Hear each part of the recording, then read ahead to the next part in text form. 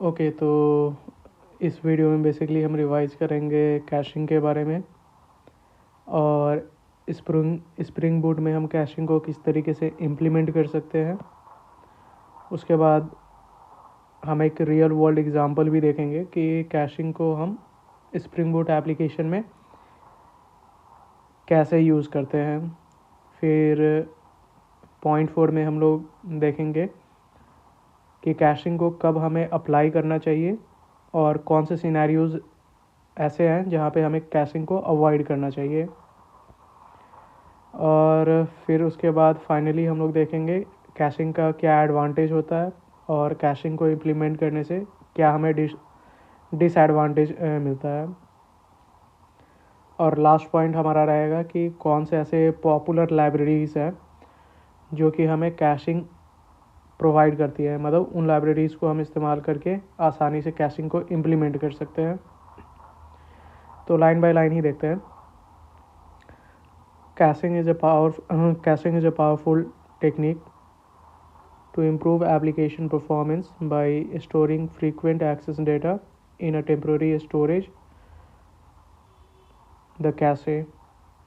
Instead of executing a heavy database query or a complex calculation every time, the application retrieves the data directly from the memory. तो बोला जा रहा है कि caching एक basically काफ़ी पावरफुल टेक्निक है जिसके द्वारा हम लोग क्या काम करते हैं कि जो भी हमारा एप्लीकेशन है उसका परफॉर्मेंस बढ़ाते हैं, ठीक। और ऐसा हम कैसे कर पाते हैं, तो जो भी फ्रीक्वेंटली एक्सेस डेटा है, जो भी यूज़र, ऐसा बहुत सारा डेटा होता है जिसको यूज़र बार बार एक्सेस करता है, तो वैसे डेटा को बेसिकली हम लोग एक स्टोरेज एरिया में स्टोर करके रख लेते हैं। इस स्टोरेज एरिया को बेसिकली हम लोग बोलते हैं कैशे, ठीक। तो जब भी यूज़र को ये डेटा बार बार चाहिए होता है तो उस टाइम हम बार बार जो हेवी ऑपरेशन है जैसे डेटाबेस क्वेरी करना हो गया या फिर कोई एक बहुत ही complex business business logic perform करना, तो इन सभी को हम बार बार नहीं करते हैं। इंस्टेड हम क्या काम करते हैं कि डायरेक्टली ये जो हम कैशे मेंटेन कर रहे हैं, ये जो हम मेमोरी में फाइनल आउटपुट स्टोर कर रहे हैं, इसी को डायरेक्टली रिट्रीव करके जो भी हमारा एंड यूज़र है उसको भेज देते हैं, ठीक। पॉइंट नंबर 1 देख लेते हैं कि व्हाट इज़ कैशिंग, ठीक।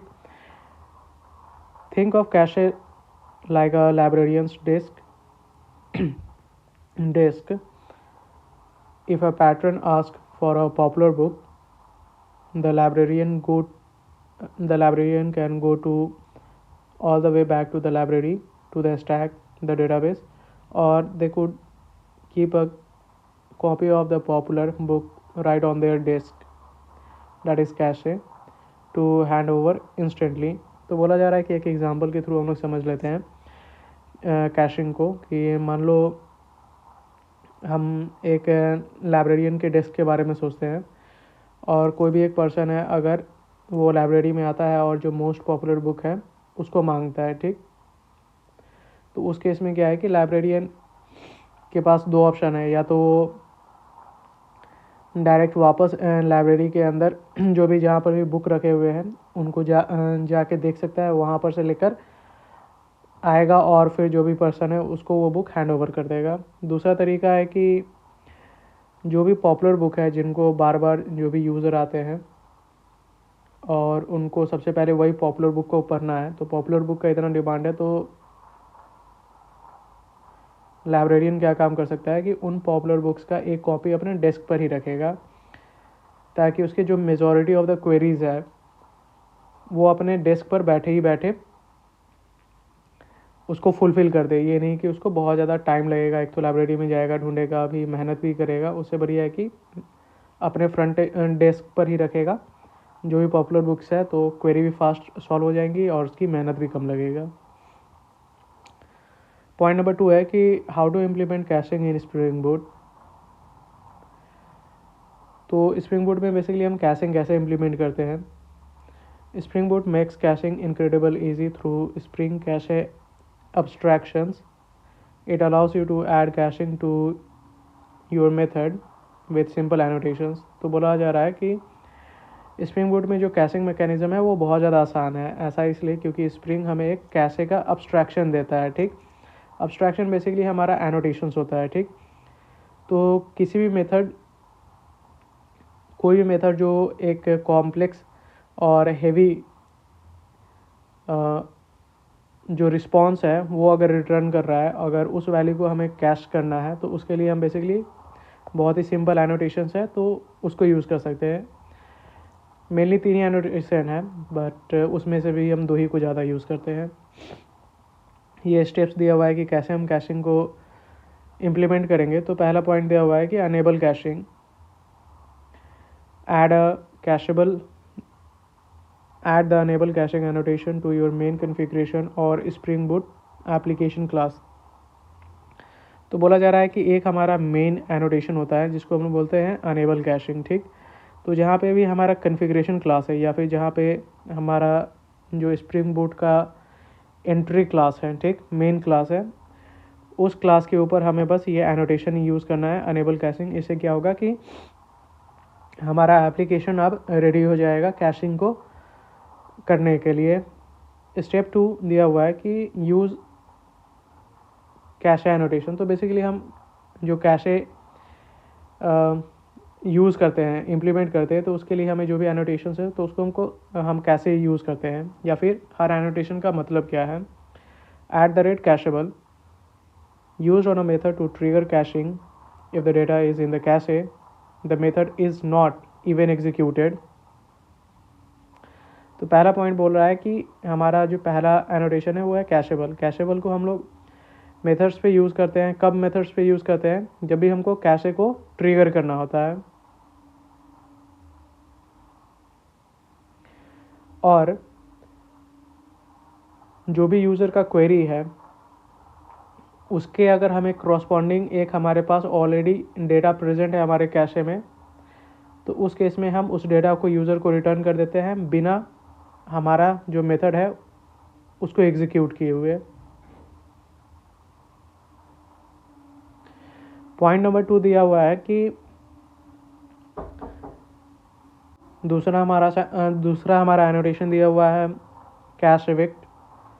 तो कैश इवेक्ट बेसिकली हमें जो भी हमारा डेटा कैशे के अंदर रखा हुआ है तो उसको डिलीट करने में हेल्प करता है, ठीक। और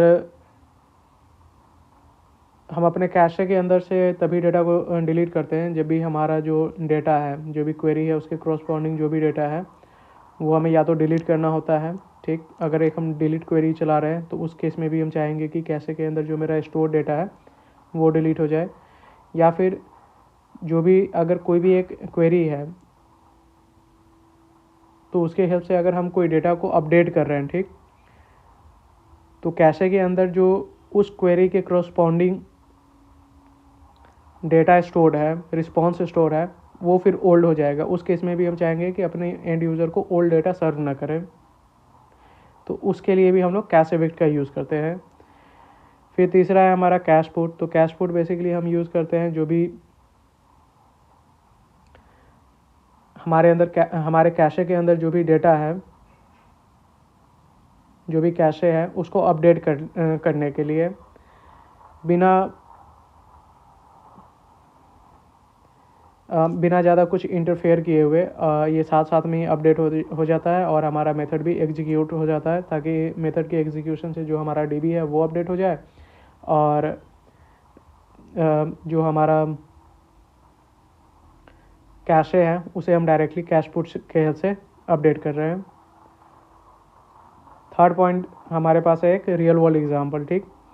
सो imagine an e commerce app fetching a product description. तो एक हमारे पास एग्जांपल दिया हुआ है जहाँ पे हम एक प्रोडक्ट के डिस्क्रिप्शन को ये कर रहे हैं, कैश कर रहे हैं। ऑब्वियस है कि प्रोडक्ट का जो डिस्क्रिप्शन है वो तो बार बार चेंज होगा नहीं, एक बार अगर हम जो रख देंगे तो काफ़ी लंबे टाइम तक रहेगा, ठीक।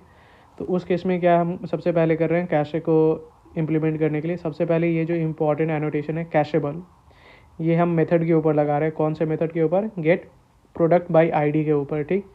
ये जो कैशेबल एनोटेशन है इसके क्रॉसपॉन्डिंग हमें 2 इम्पॉर्टेंट वैल्यूज़ दिए हुए हैं। पहला है वैल्यू, तो ये बेसिकली प्रोडक्ट्स, ये हमारा बकेट का नाम है, ठीक। एक ऐसा बकेट जिसके अंदर हम प्रोडक्ट से रिलेटेड जो भी कैशे होगा उसको स्टोर करेंगे, ठीक।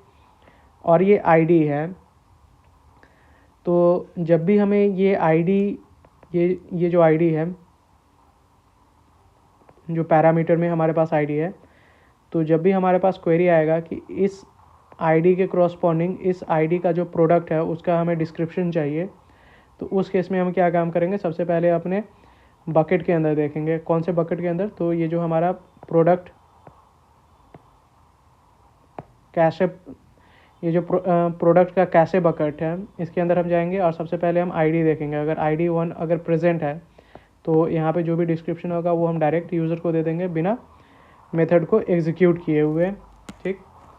दूसरा हमारा एग्जांपल दिया हुआ है कैशे इविक्ट, तो इन्हीं दोनों का हम ज़्यादा यूज़ भी करते हैं। तो कैशे इविक्ट बेसिकली हम जब भी अपडेट कर रहे हैं प्रोडक्ट को तो हम कैशे इविक्ट को यूज़ कर रहे हैं। सेम अगेन हम क्या काम कर रहे हैं, ये जो बकेट है हमारा, ये जो कैशे का बकेट है, सेम बकेट को हम टारगेट कर रहे हैं और जो हमारा आईडी है उसको ढूंढेंगे इसके अंदर। तो आईडी 1 है तो इसके करस्पॉन्डिंग जो भी डेटा है तो उसको हम डिलीट कर देंगे। फोर्थ पॉइंट है हमारा when to apply versus when to avoid, तो कब हमें कैशिंग को अप्लाई करना चाहिए और कब हमें कैशिंग को अवॉइड करना चाहिए। पहला पॉइंट दिया हुआ है कि data is read frequently but changes rarely, for example product catalogue और सेटिंग्स। तो बोला जा रहा है कि कैशिंग हमें तभी वैसे केसेस में ज़्यादा इस्तेमाल करना चाहिए जब हमारा डेटा, जो भी हमारा पर्टिकुलर डेटा है, डेटा बहुत तरीके का हो सकता है, पर बहुत सारा ऐसा डेटा होता है जो कि जिनको हमें बार बार रीड करना होता है और उन्हें हमें बहुत कम चेंज करना होता है। तो ऐसा कौन सा डेटा होता है जिसे हमें बार बार रीड करना होता है, तो जैसे प्रोडक्ट का जो कैटलॉग हो गया, या फिर एक बार जब हमने सेटिंग कर दिया तो उसे हमें बार बार चेंज करने की ज़रूरत नहीं होती, इन्हें बस हम बार बार रीड करते हैं, तो उस केस में हम कैशिंग को लगाएंगे। दूसरा दिया हुआ है कि the operation is resource intensive like complex SQL joints और एपीआई कॉल्स। तो बहुत बार हम ऐसे भी जगह पे कैशिंग को इस्तेमाल करेंगे जहाँ पे सर्वर साइड हमें बहुत ज़्यादा रिसोर्स कंज्यूम करना पड़ रहा हो किसी भी एक रिक्वेस्ट को फुलफ़िल करने के लिए। जैसे एक जेपी का रिपोजिटरी कॉल है, ठीक, रिपोजिटरी मेथड है जहाँ पे हम एक बहुत लंबा चौड़ा एसक्यूएल क्वेरी लिखे हुए हैं या फिर जेपीक्यूएल क्वेरी लिखे हुए हैं, तो उस क्वेरी को परफॉर्म करने के लिए काफ़ी ज़्यादा हमें टाइम लगता है, तो काफ़ी रिसोर्स इंटेंसिव टास्क है, तो उस केस में भी हम कैशिंग को लगाएंगे। और कोई भी ऐसा एक एपीआई है जिसको कैलकुलेट करने में हमें, या फिर जिसका रिस्पॉन्स तैयार करने में हमें काफ़ी टाइम लग रहा है, 5 मिनट या फिर 10 मिनट, तो उस केस में भी हम कैशिंग को इस्तेमाल करेंगे। और थर्ड पॉइंट दिया हुआ है कि when you have a high volume of identical request, तो बोला जा रहा है कि सेम डेटा के लिए अगर हमें बहुत ज़्यादा कॉल्स आ रहे हैं, 100,000 10,000 आ रहे हैं, तो उस केस में भी हम क्या काम करेंगे कि सेम डेटा अगर हमें बार बार 1000 यूज़र को देना है तो उस केस में भी हम वैसे रिस्पॉन्स को कैश कर लेंगे। फिर है कि हमें कब कैशिंग को अवॉइड करना चाहिए। तो पहला पॉइंट दिया हुआ है data is constantly changing, for example real world या फिर रियल टाइम स्टॉक प्राइस। तो बोला जा रहा है कि जब भी हमारा डेटा बहुत जल्दी चेंज हो रहा है और एंड यूज़र को फ्रेश डेटा ही चाहिए, तो उस केस में हमें कैशिंग को अवॉइड करना चाहिए। जैसे फॉर एग्जांपल जो रियल टाइम स्टॉक प्राइस होता है, तो वहाँ पे अगर हम कैशिंग लगाते हैं तो यूज़र को पुराना डेटा मिलेगा और जो एंड यूज़र है वो उस बेसिस पे, उस डेटा के बेसिस पे गलत डिसीजन ले सकता है। तो वहाँ पे हमें कैशिंग को बिल्कुल ही अवॉइड करना चाहिए, क्योंकि वो जो बिज़नेस है उसको वो हार्म करेगा। दूसरा पॉइंट दिया हुआ है कि the data is highly sensitive and requires real time accuracy, for example bank balance sheet. तो ये भी, जब भी हमारे पास कोई सेंसिटिव डेटा है जिसका एक्यूरेट होना बहुत ज़्यादा ज़रूरी है, तो उस केस में भी हम कैशिंग को इस्तेमाल नहीं करेंगे, ठीक। जैसे फॉर एग्जांपल अगर हम कोई एक्शन परफॉर्म कर रहे हैं और हमें चेक करना है, क्वेरी को चेक करना है कि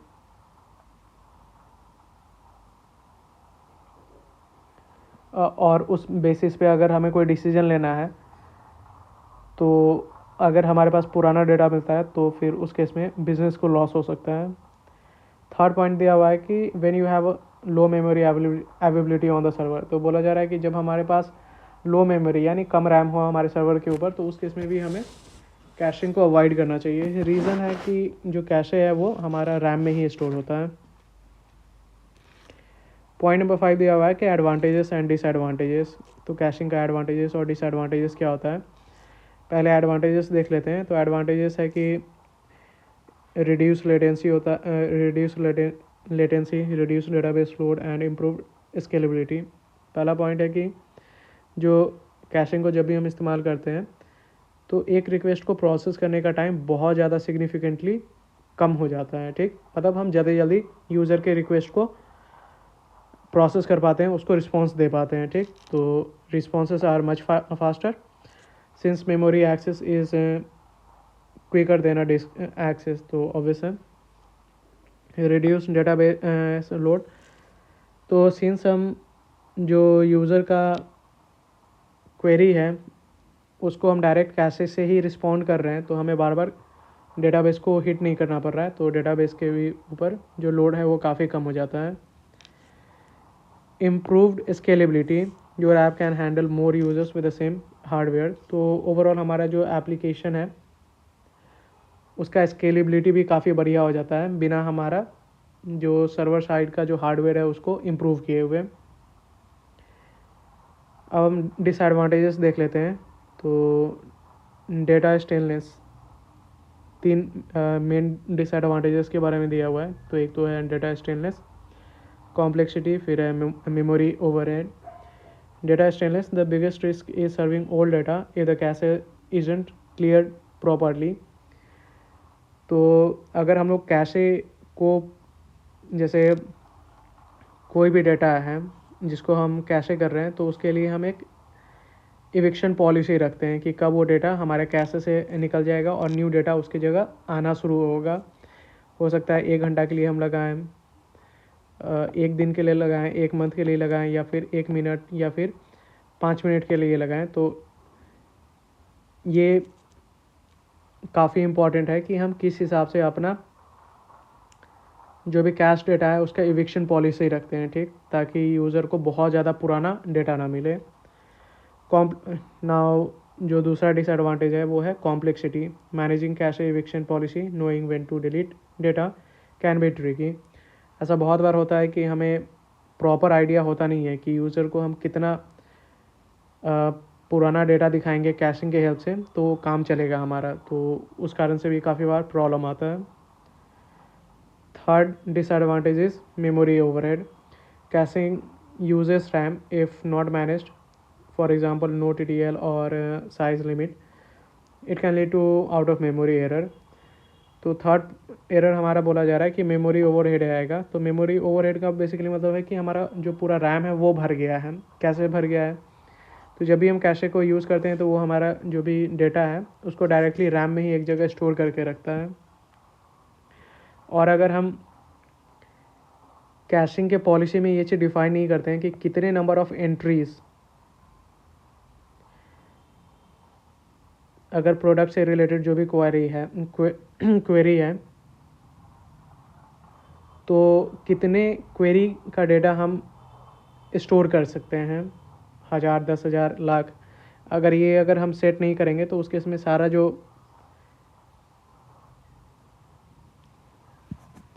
डेटा है वो टाइम के अकॉर्डिंग बहुत ज़्यादा हमारे रैम के अंदर भरता जाएगा, और जिसके कारण क्या होगा कि हमारा रैम मेजॉरिटी हम कैशे से भर जाएगा और एप्लीकेशन को चलने के लिए प्रॉपरली स्पेस होगा नहीं, तो उससे हमें आउट ऑफ मेमोरी का एरर देखने को मिलेगा। फाइनल पॉइंट है हमारा common cache providers. By default spring boot uses a simple concurrent hash map for caching more. So for production, you usually want to dedicate you want a dedicated provider. तो बोला जा रहा है कि spring boot by default वैसे तो हमें concurrent hash map देता है कैशिंग करने के लिए, जो कि स्मॉल या फिर पर्सनल प्रोजेक्ट के लिए सफिशिएंट है। बट अगर हमें प्रोडक्शन में यूज़ करना है कैशिंग मैकेनिज़्म को, तो उस केस में हम लोग एक डेडिकेटेड प्रोवाइडर को यूज़ करते हैं। रीज़न है कि हमें बहुत सारे यूज़र को सर्व करना होता है, बहुत सारा डेटा को कैश करना होता है, तो उस केस में एक डेडिकेटेड प्रोवाइडर ही रहे तो ज़्यादा सही रहता है। ठीक, सबसे बेस्ट हमारा है Redis, the most popular distributed cache survives application restart. तो बोला जा रहा है कि जब हम रेडिस की हेल्प से, रेडिस बेसिकली एक लाइब्रेरी है, तो जब भी हम रेडिस की हेल्प से कैशिंग करते हैं तो इसके लिए हमें रेडिस का एक अलग से सर्वर स्टार्ट करना होता है। तो वहाँ पे जो उस सर्वर में जितना रैम होगा हमारे पास, तो उसको बेसिकली हम लोग यूज़ करते हैं अपने कैशिंग के लिए। रैम के साथ साथ हमारे पास एक छोटा सा और स्पेस होता है SSD का, ताकि टाइम टू टाइम वो उसको SSD में भी क्लोन करके रखता है कि इन केस अगर हमारा रेडिस सर्वर ही फॉर सम डिफेक्ट आ गया उसके अंदर, तो रीस्टार्ट करने के बाद जो भी हमारा कैश स्टोर्ड है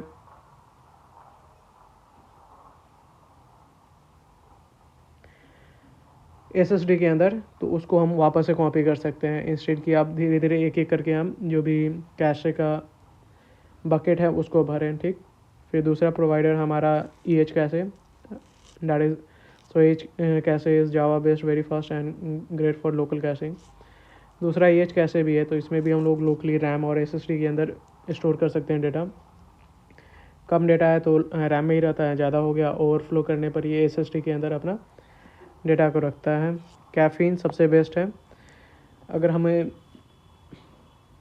high performance Java 8 plus written for Guava's cache, तो कैफ़ीन लाइब्रेरी भी बहुत बढ़िया है कैशिंग के लिए अगर हमें हाई परफॉर्मेंस कैशिंग को मैनेज करना है। तो एक बार वापस से देख लेते हैं सारे टॉपिक्स को। तो व्हाट इज़ कैशिंग? तो कैशिंग बेसिकली एक तरीका है जिससे हम लोग जो भी रेपिटेटिव डेटा है तो उसको हम एंड यूज़र को जल्दी से सर्व कर पाते हैं। ठीक, दूसरा है कि इम्प्लीमेंट हम कैसे करते हैं कैशिंग को। तो सबसे पहले तो हम लोग अनेबल कैशिंग को यूज़ करते हैं जो हमारा मेन एप्लीकेशन है वहाँ पे। दूसरा, उसके बाद हम जो मेन एनोटेशंस है कैशिंग के लिए, एनोटेशंस है जैसे कैशेबल हो गया, कैश इविक्ट हो गया या फिर कैश पुट है, तो इसको यूज़ करते हैं।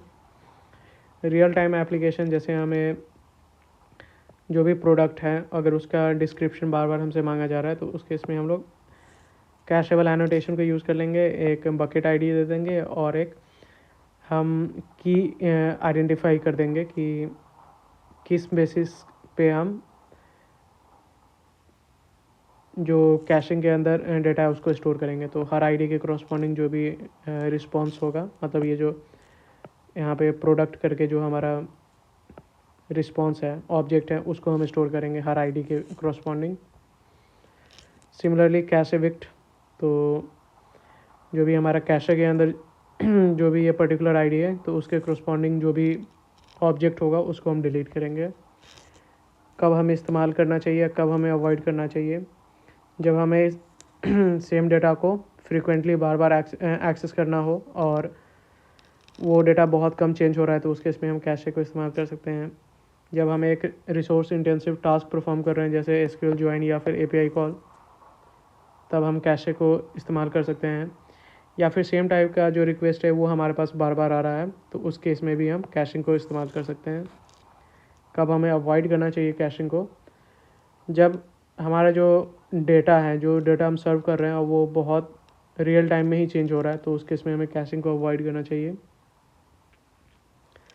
जो हमारा हमें कैशिंग को अवॉइड करना चाहिए जब हमारा डेटा बहुत ज़्यादा हाईली सेंसिटिव हो गया, जैसे जहाँ पे हमें रियल टाइम एक्यूरेसी चाहिए, फॉर एग्जांपल बैंक का जो बैलेंस है वो।